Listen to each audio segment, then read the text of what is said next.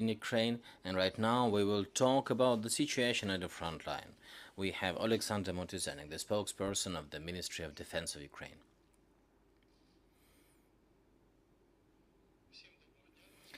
Hello, dear friends. This is the information about the circumstances of the Russian aggression towards Ukraine as of June the 13th. It's the 110th day of the armed struggle for Ukraine's independence. The Great Liberation War is in its active phase. It's the second stage of the full-scale invasion of the Russians. The enemy, unfortunately, continues having prevalence in equipment and artillery. Ukraine Defense Force is actively defending, and the enemy takes significant losses. In the city of Severodonetsk, a street combat goes on. The enemy's command is not considering the losses it takes and tries to occupy as much of Ukraine's territory as possible. The Russian troops continue applying the tactics they used in the Second World War, when the main result they want to get is encircling Ukrainian troops and capturing the territories. The enemy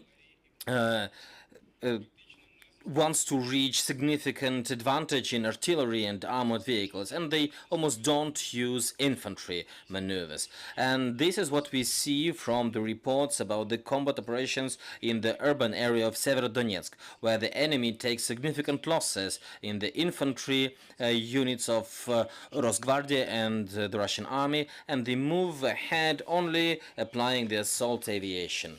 The main objective of the Russian command at this stage is reaching the administrative borders of Luhansk and Donetsk oblasts and establishing the land corridor with the temporarily occupied Crimea and blocking sea communications of Ukraine in the northwestern part of the Black Sea. The situation remains complicated, although overall it's controlled by the Ukrainian defense forces. The aggressor continues with the rocket strikes and aviation strikes in Ukraine, and they use sea-based and air-based cruise missiles. June 12th this year, four long-range bombers, Tu-22M3 from the Azov Sea area, have launched at least three cruise missiles, Ha-22, in the area of over the area of Selidov and Pokrovsk in Donetsk region. On June 18th, up to four caliber rockets were launched on the civilian and military infrastructural sites in Ternopil Oblast of Ukraine. So what's the operational situation now? In Donetsk direction, the Ukrainian army is constraining the offensive of the Russian units, which are trying to encircle our troops in the vicinity of Severodonetsk and Lysychansk and to block the supply lines from Bakhmut. The enemy takes significant losses, and they continue taking the measures to replenish the troops.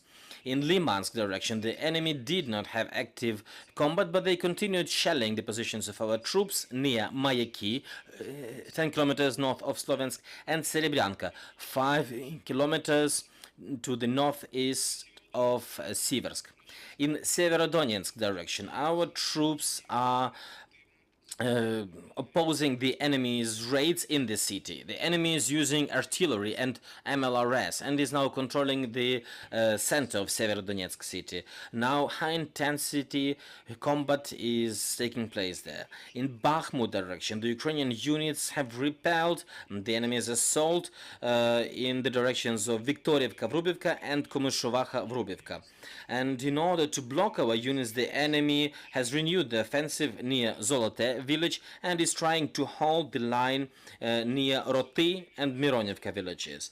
The army of Ukraine has constrained the enemy's raid in the directions of Dolomitne Kodema and Dolomitne Novoluhanska. This is 15 kilometers to the northeast of Bakhmut. The enemy was starting the offensive there, trying to improve its tactical situation and to gain height, but our defenders did not let the enemy get this result. Also, near Pokrovsk, the enemy has been using UAVs for reconnaissance.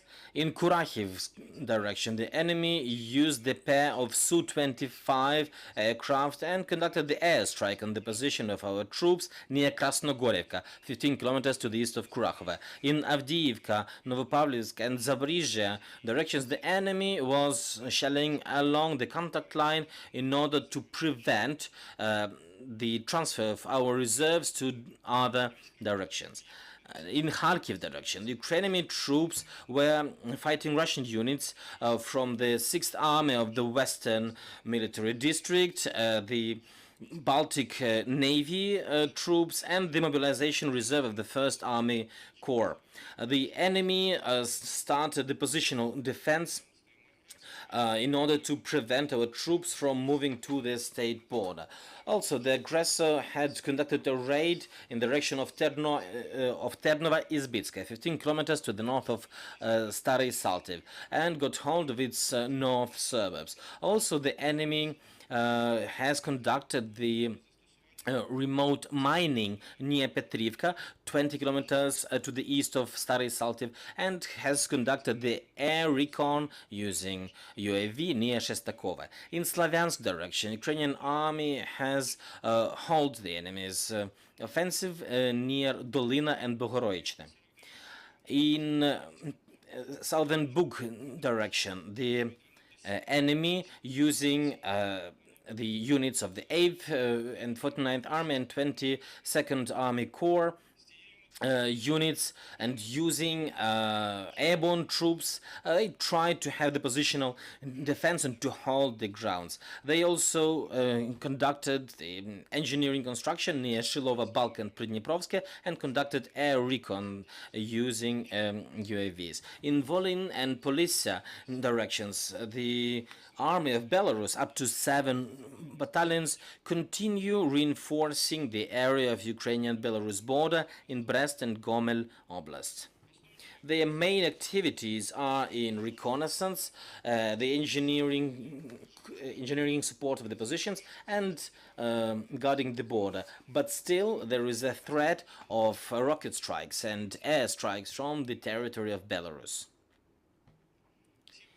In Siversky direction, the enemy is keeping the units of the 1st Tank Army of the Western District at the section of the Russian-Ukrainian border in Bryansk and Kursk Oblast in order to prevent our troops from moving to other threatening directions.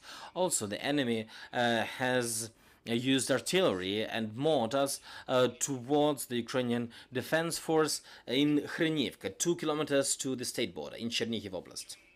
The Black Sea and Azov operation zone. So Russian warships in the Black Sea and Sea of Azov continue isolating the combat area. They conduct reconnaissance and they try to provide fire support to the troops near the sea. The aggressor continues blocking civilian shipping in the northwestern part of the Black Sea. I would like to note that in the Black Sea area, as of today, they have 6 cruise missile carrier warships which carry caliber missiles, and the total launch capacity is up to 36 rockets. Ukrainian army is trying to repel and hold and to stop the enemy's offensive, and the enemy is taking significant losses in all the areas of operation. You can now see the total losses of the enemy, and this is it from me at this hour. Thank you for your attention, and glory to Ukraine. Thank you for this information. Any questions, colleagues? Thank you. This is Vitaly Golod from Ukrinform. You've said there are 2 villages, Serebryanka and Mayaki. They are on the shore of Siversky Donets River. Russian sources said that they might try to cross Siversky Donets. So are we controlling the situation at the river? Yes, of course we are controlling. We need to understand that due to weather conditions, right now, when there's a heat wave, so the river goes shallow in certain locations and it's not as deep. But our units, which are defending there, are considering this. And where the enemy can try the breakthrough or try to cross the Siversky Donetsk, we get reinforcement. But unfortunately, I cannot tell you more. Thank you. Any more questions?